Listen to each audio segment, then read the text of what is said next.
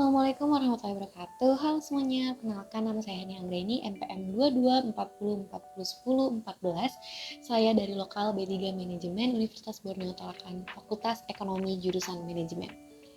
Pada kesempatan kali ini, saya akan memaparkan materi terkait dengan sejarah, fungsi, kedudukan dari bahasa Indonesia. Nah, teman-teman, mungkin sebagian dari kita udah nggak asing nih sama yang namanya bahasa Indonesia, karena dari kecil kita sudah bisa menggunakan bahasa Indonesia. Nah, sebelum masuk sejarah, fungsi, dan kedudukan, kita cari tahu dulu nih, apa sih sebenarnya pengertian dari bahasa? Teman-teman, bahasa adalah sistem lambang bunyi, ujaran yang digunakan untuk berkomunikasi oleh masyarakat pemakainya.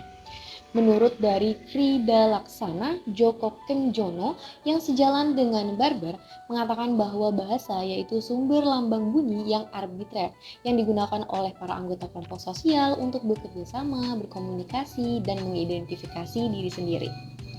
Nah, kemudian setelah kita mengetahui teman-teman dari pengertian bahasa, kita masuk ke dalam sejarah bahasa Indonesia. Teman-teman, bahasa Indonesia adalah hasil pertumbuhan dan perkembangan dari bahasa Melayu. Nah, untuk mengetahui perkembangan bahasa Melayu itu diuraikan oleh S. Takdir Ali Syahbana bahwa negeri kita yang terdiri dari beribu-ribu pulau ini selayaknya mempunyai bahasa dan dialog yang begitu banyak. Namun, bahasa dan dialog itu sebagian besar termasuk dalam satu rumpun bahasa-bahasa Melayu. Nah, sedangkan sebagian lagi termasuk dalam rumpun yang lebih besar, yaitu rumpun bahasa Austronesia dan bahasa Melayu Polinesia.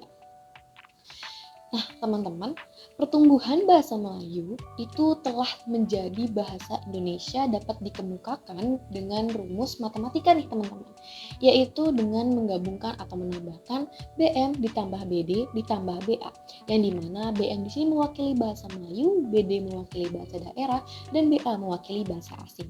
Artinya, modal utama bahasa Indonesia sekarang adalah bahasa Melayu, kemudian diperkaya dengan sebagian kecil bahasa daerah dan bahasa asing.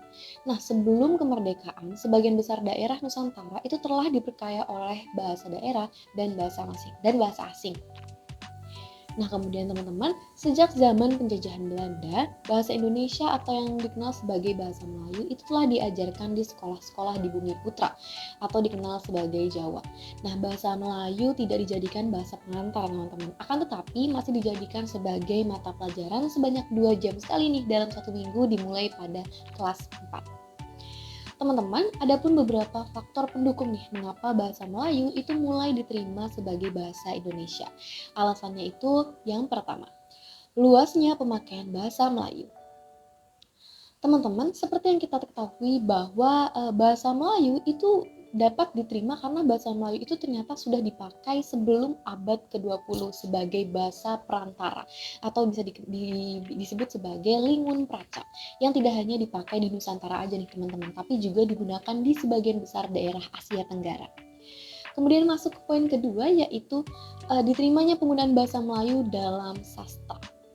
Nah, faktor kedua diterimanya bahasa Melayu sebagai bahasa Indonesia itu karena banyak sekali digunakan dalam hasil-hasil sastra, baik bahasa Melayu rendah maupun bahasa Melayu tinggi.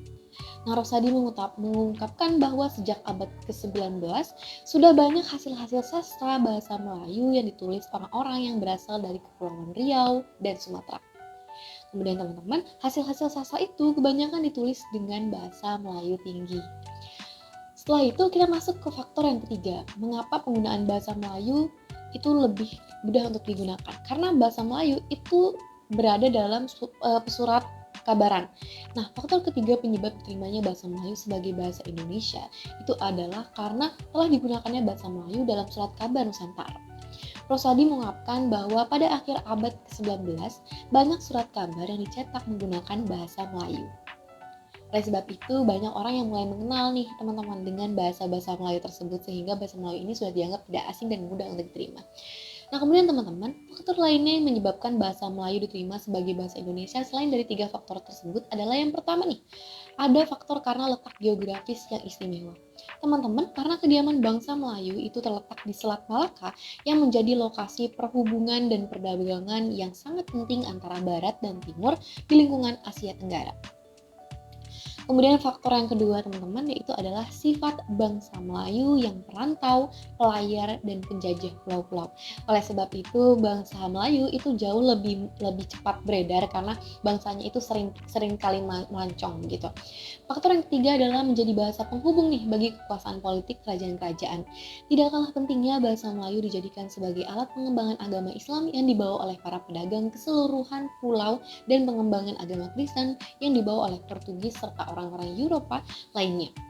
Nah, dengan demikian, bahasa Melayu sebagai lingua franca itu sudah memenuhi fungsinya teman-teman sebagai bahasa. Kemudian kita masuk ke materi selanjutnya yaitu adalah fungsi dari bahasa Indonesia.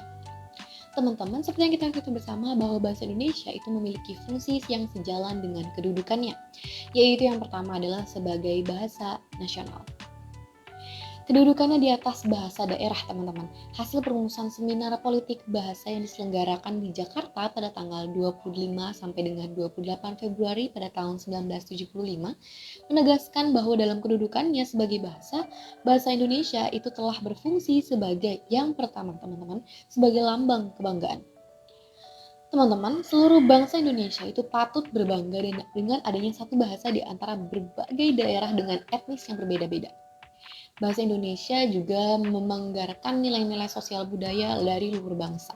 Dengan keluruhannya, bahasa Indonesia harus menjadi kebanggaan nih, dengan kita menjunjungnya, merealisasikannya, dan mempertahankannya.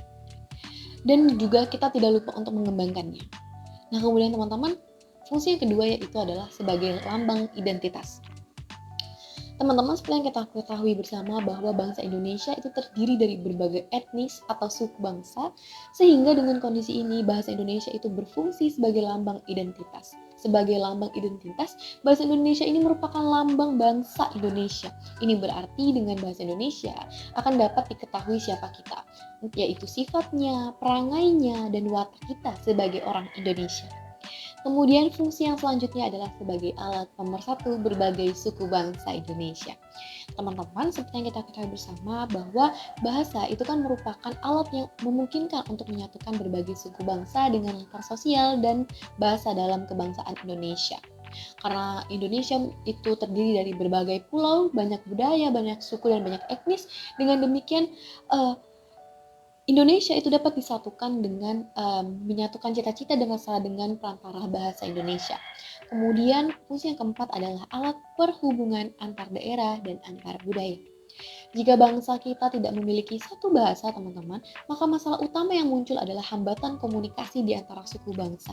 Bayangkan mungkin kita akan selalu berperang saudara setiap harinya karena kita tidak pernah mengerti saudara kita. Kemudian masuk pada kedudukan yang kedua yaitu bahasa negara atau bahasa resmi Negara Kesatuan Republik Indonesia. Yang dimana pada kedudukan tersebut Indonesia memiliki beberapa fungsi. Yang pertama sebagai bahasa resmi kenegaraan. Teman-teman, seluruh kegiatan kenegaraan dan penyelenggaraannya itu harus menggunakan bahasa Indonesia. Contohnya seperti kegiatan acara kenegaraan, pidato kenegaraan, dan lain sebagainya. Kemudian fungsi yang kedua adalah bahasa pengantar di dunia pendidikan. Teman-teman, seperti yang kita ketahui bersama bahwa banyak sekali instansi-instansi pendidikan yang ada di Indonesia. Tapi kegiatan belajar mengajar di dunia pendidikan itu baik sekolah ataupun perguruan tinggi itu semuanya menggunakan bahasa Indonesia sebagai bahasa pengantar. Kemudian masuk ke fungsi yang ketiga yaitu adalah sebagai penghubungan pada tingkat. Alat bahasa Indonesia itu sebagai alat penghubungan untuk kepentingan perencanaan dan pembangunan serta kepentingan dari pemerintah. Oleh sebab itu, di sini bahasa Indonesia itu berperan aktif sebagai penghubung tingkat. Kemudian masuk ke fungsi yang kelima yaitu sebagai alat pengembangan kebudayaan dan ilmu pengetahuan teknologi. Indonesia kaya akan kebudayaan yang sesuai dengan sukunya, sehingga kebudayaan itu perlu dikembangkan dan dikomunikasikan kepada berbagai suku bangsa. Dan kita menggunakan bahasa Indonesia untuk mengkomunikasikan terkait dengan budaya-budaya kita agar tidak terjadinya kesalahpahaman, teman-teman. Kemudian kita masuk ke materi selanjutnya, yaitu adalah kedudukan bahasa Indonesia. Teman-teman, pada dasarnya kedudukan itu dibedakan atas dua yang bertolak belakang dari sejarah pertumbuhan, yaitu yang pertama, kedudukan bahasa Indonesia sebagai bahasa nasional. Teman-teman, kedudukan yang paling utama dari bahasa Indonesia adalah sebagai bahasa. Hal tersebut tersurat pada Ikrar Sumpah Pemuda pada tanggal 28 Oktober 1928 yang berbunyi, menjunjung tinggi bahasa persatuan bahasa Indonesia. Setelah Sumpah Pemuda dalam sebuah hasil perumusan seminar politik kebahasa yang diselenggarakan di Jakarta pada tanggal 25 hingga 28 Februari pada tahun 1975, diantaranya menegaskan bahwa bahasa Indonesia itu sebagai bahasa. Kemudian kedudukan yang kedua adalah sebagai kedudukan bahasa Indonesia sebagai bahasa negara. Kemudian teman-teman, seiring dengan Hari Kemerdekaan Indonesia yaitu bertepatan pada tanggal 17 Agustus 1945, esoknya pada tanggal 18 Agustus 1945, diakui dan disahkan keberadaan bahasa Indonesia sebagai bahasa negara yang termasuk dalam pasal 36 Undang-Undang Dasar 1945 yang berbunyi bahasa negara adalah bahasa Indonesia. Berarti teman-teman, bahasa Indonesia tidak hanya berkedudukan sebagai bahasa, tetapi juga termasuk dalam bahasa negara.